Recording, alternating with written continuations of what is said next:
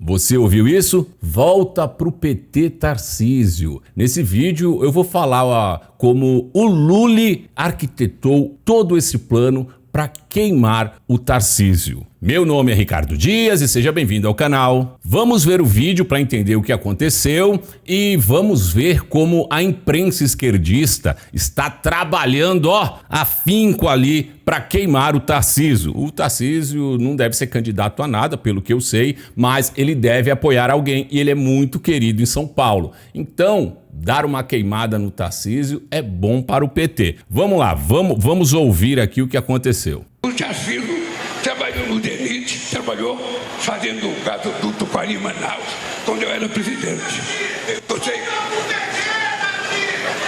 Vamos lá, vamos entender aqui. Primeiro, ele quer lembrar a um eleitorado do Tarcísio que ele já trabalhou com o PT, né? E aí alguém grita lá atrás: volta pro PT, Tarcísio. O interessante que é bem na hora que o Lully para de falar e pega uma água. Então fica-se o silêncio, né, do microfone. Aí o cara grita. Que coincidência, né? Vamos ver de novo aqui. Eu gosto de teorias da conspiração, né? Talvez tenha sido só uma coincidência mesmo. Quando o cara gritar é quando ele para de falar e vai pegar água. O gasoduto Quari Manaus, quando eu era presidente. Entendeu? Mas é só coincidência. Bem alto o cara gritando lá, né? Um cara lá gritou do nada. Tô dizendo que foi combinado? Claro que não. Coincidência, mas vamos lá, seguir. Eu encontrei com o Tarcísio em Quari. E aí o povo falou dessa risada, que ele ficou rindo porque o Lula tava falando as coisas. Não, porque o cara da plateia, ele tá até olhando pro cara, continuou falando um monte de coisa. E aí ele caiu na risada. Amazônia, trabalhando no gasoduto. Olha lá, o cara tá falando lá e ele tá prestando atenção no cara, não no Lula. O Tarcísio trabalhou com a Dilma Rousseff.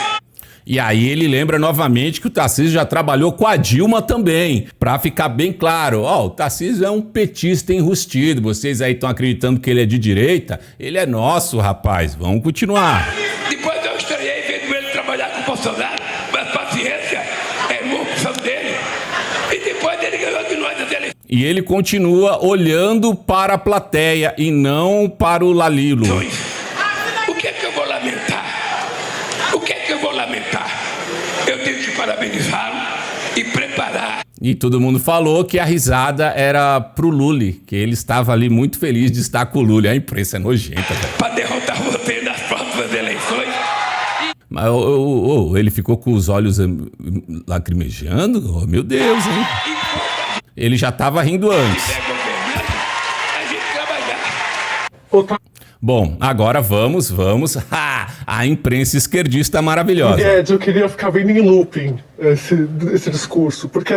Olha a cara de felicidade, ela dizendo, eu queria ficar vendo em loop esse discurso. Nossa, o nosso Papi Lully, ele é muito inteligente. Ele praticamente, assim, destruiu a reputação do Tarcísio. Nossa, que sacada dele. Deve passar isso na cabeça dela. Então, o Tarcísio, ele não se aguentou, é impossível se aguentar. Eu vi essa cena hoje, eu tava acompanhando ao vivo. Se desmanchando de jeito. Se desmanchando. Eu lembrei de uma frase do Ciro Nogueira, que foi ministro da Casa Civil de Bolsonaro, que eu já contei aqui várias vezes, mas que explica tudo do que a gente viu agora, quando falavam pra ele, Lula ia sair candidato à presidência em 2022, e aí muita gente falando, o Lula o PT tenta uma aproximação ali com progressistas, partido do Ciro Nogueira e tal.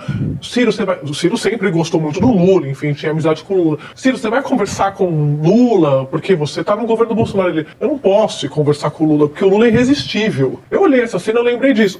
Então, ela tá dizendo que o Lula é irresistível, que o Tarcísio ficou encantado pelo Lula. Mas, gente, eu acabei de mostrar, não foi nada disso. Ele ficou o tempo todo prestando atenção na pessoa que estava gritando na plateia um monte de bosta. E aí ele caía na risada. Não deu para entender mais o que a pessoa estava falando, porque o Lula estava falando em cima. Mas deu para ver que não foi isso. Ele não estava encantado com o Lula nenhum. Mas a imprensa, mano, vai queimar, mano, até o talo. Eu não sei o que ele vai fazer nas redes sociais com os bolsonaristas que já estão por aqui dessa aproximação dele com o Lula. Tá vendo? Então, ela já mostrou aqui qual é a intenção. Ele sabe disso, o que ele repete no bastidor o tempo todo é que ele é pragmático, ele tá atuando como governador de São Paulo, até falei isso aqui quando o primeiro encontro deles na quarta-feira, se não me engano, lá em Brasília, que não era nem para ser assunto o governador de São Paulo se encontrando com o presidente da República.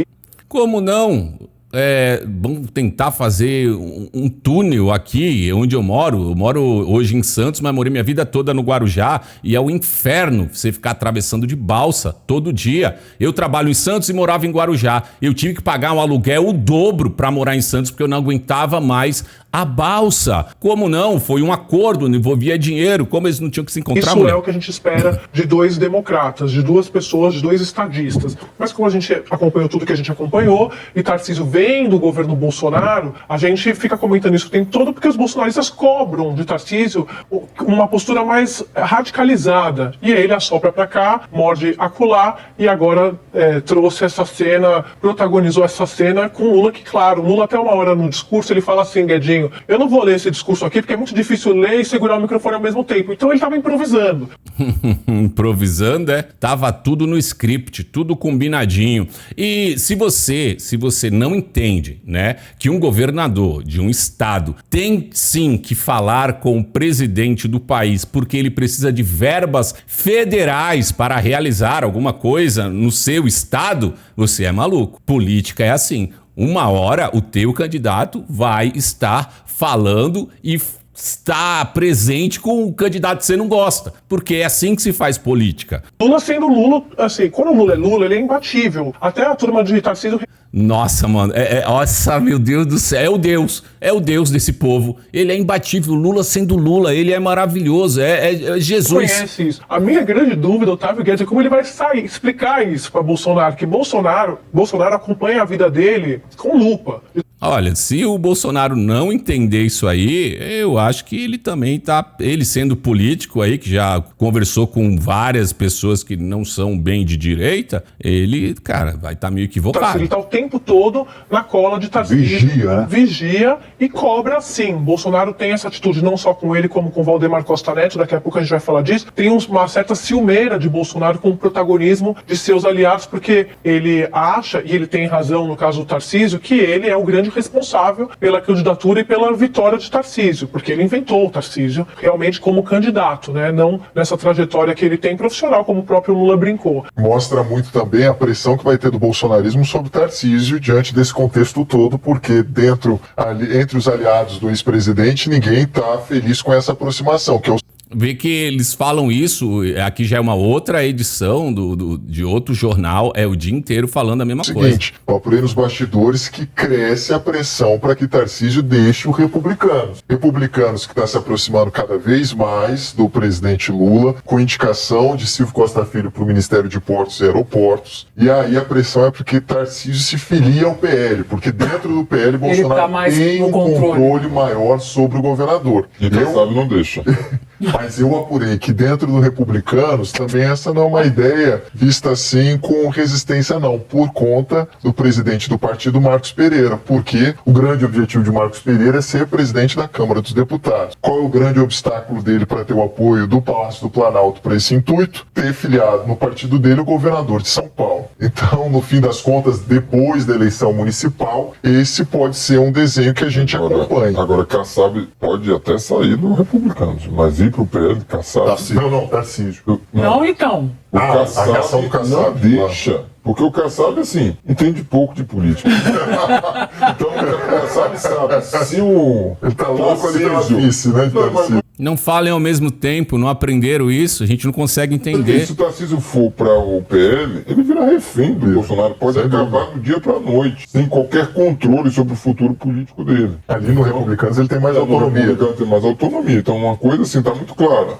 Bom, olha, na minha opinião, se o Tarcísio for pro PT, cara, ele acabou. Ele vai se arruinar politicamente. Agora, isso é impossível? são políticos. Você já viu coisas aí, né? O Alckmin, que sempre bateu no Lula, é vice hoje dele. Os outros presidenciáveis que bateram no Lula, Marina Silva bateu no Lula e mais um monte de gente e estão com ele. E político precisa de quê? De teta, tá? Se tiver alguém te oferecendo uma teta, o político quer. Porque se ele ficar sem mandato, ele não tem uma teta. Então, se alguém oferecer uma teta, o político pode aceitar. Eu não acredito que ele faria isso, mas é aquilo, né? É política. Me diz aí o que você acha disso tudo? O que você acha? Foi tudo armado ali para queimar o Tarcísio? Você acha que ele iria para o PT? Comenta aqui que eu quero saber. Não esquece de deixar o like, compartilhar em suas redes sociais e se não for inscrito, se inscreva no canal. Por enquanto é isso e a gente se vê. Fui!